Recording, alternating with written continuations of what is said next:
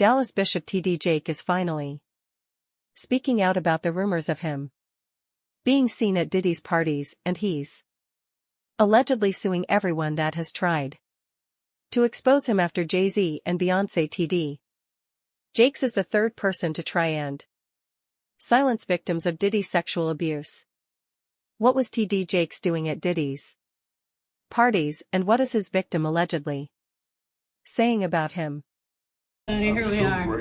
Anytime, sir. He was waiting to get the key to open the car. Okay. I'm grateful to y'all, all the people who prayed, and all the people who texted, all the people who had prayer vigils, all the people who were concerned and sent love and sent notes. Just grateful. Thank you. Didn't have to turn out this way. Just grateful. Not afraid to die. Don't want to hurt my kids. The people who love me, the church who believes me, the world who called me, the God who sent me. Sometimes it just gotta be. On the 25th of November, Bishop T.D. Jake filed a defamation lawsuit against fellow pastor Dwayne Youngblood. Pastor Youngblood claimed that T.D. Jakes had tried to sexually assault him when he was just 18 years old, and had even tried to abuse him in the church during service. Youngblood allegedly had witnesses and phone records to back up his claims, and the things he was saying were horrifying. Since then, Bishop Jake has been named in a lawsuit in connection to Diddy, and even been mentioned by Cat Williams as being a file. You can't even imagine being 18, 19 years of age. This person is killing it, and they're saying to you, come on in, let's talk. And so I did. I went in. We sat down at a very long dining room table in a room that she had.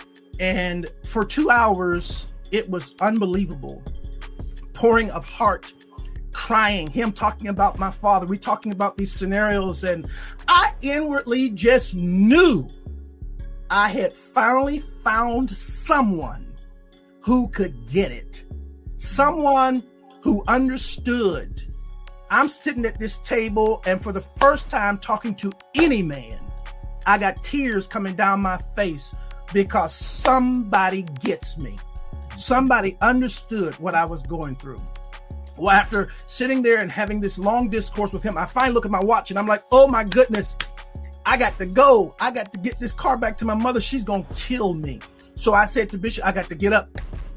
And I got up from the table. He got up from the table. He walked around toward the way I had to exit quicker than I got over there. And when I started to walk past him, he pulled me to himself, wrapped his arms around me, and tried to kiss me. And in that moment, I literally died. I could not. I tell you, to this day, I can't remember how I got out of that place.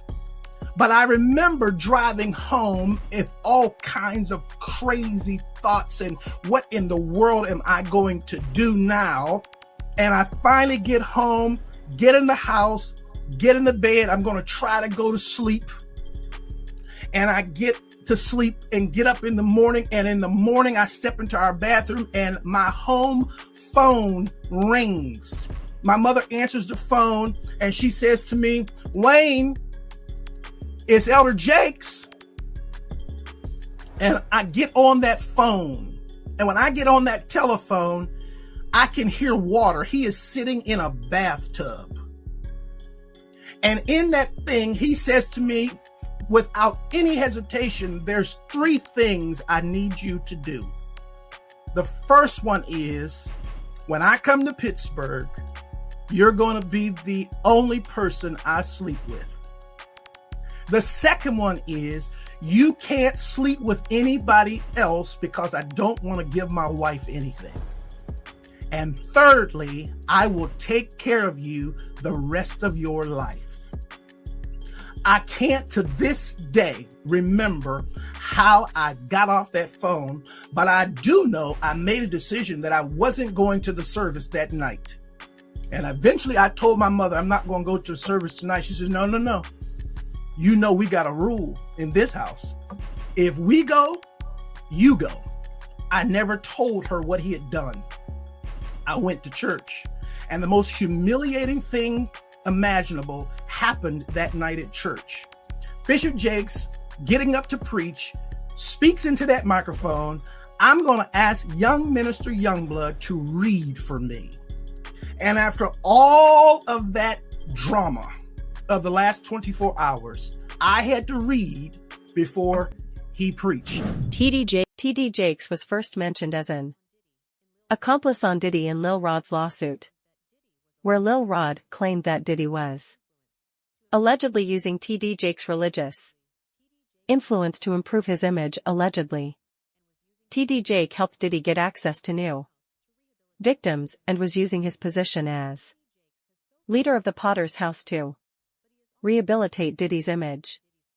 TD Jakes has so far denied any wrongdoing, but he has also been quiet about being at Diddy's parties, even though Combs has not been publicly named as a target of the investigation.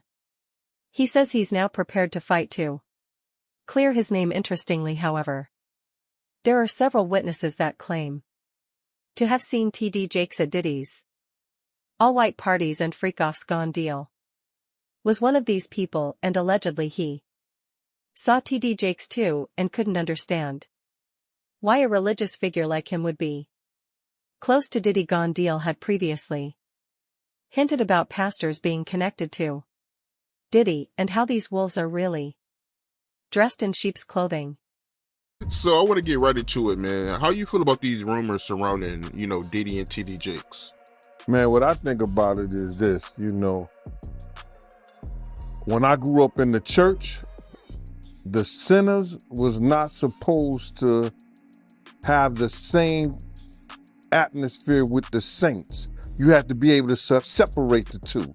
So I'm looking at him as a saint going to a party that ain't nothing but sin, drinking, maybe fornication, man on man, woman on woman, he on she. But maybe he there to lay some hands on somebody. Maybe he there to save some souls. I know he got a contract with Revolt, so I'm just like, it's just real strange that he would be found at any kind of Diddy party or any kind of place with Diddy unless it's in a business atmosphere. So now what he's doing is he's making, man, he making the Christians look real bad right about now. And you been to these parties, right? Oh yeah, I was there when he was doing the white parties in the Hamptons and the whole 9 yards. So I know what goes on at the parties. If, they probably got a little bit more freakier, as time went on, because they got to the point whereas that they didn't even care. It used to be secretly, where people used to go to, separate rooms and different rooms, and they wasn't doing that out in the public, but now they don't care. Men kissing men and all this other stuff. That's just crazy. So why do you think he was going to these parties? I think that he's going to the Diddy parties, bruh. If he's going, we know he's going to the Diddy parties, and I know that it's, I know what usually happens at the Diddy party, or what we told us happened at the Diddy parties. Maybe he needs to see it for himself, man. Maybe he needs to go there and really be involved in some things that could help save some individuals while they going to those parties. Or maybe he just going to, man, it's hard to even talk about. Why would you find a religious man You know, when you know that the saints supposed to separate themselves from the sinners, and why would a religious man like himself be at a party which ain't nothing but sin that's going on, bro? Whether it's drinking, maybe fornicating, maybe, like I said, men on men, women on women. It's hard to put in perspective unless he's involving himself what is actually going on at the parties. It's hard, brother. Bro, you know, you can't, I really don't know why, as a spiritual advisor to him, that they buddy while he got a party with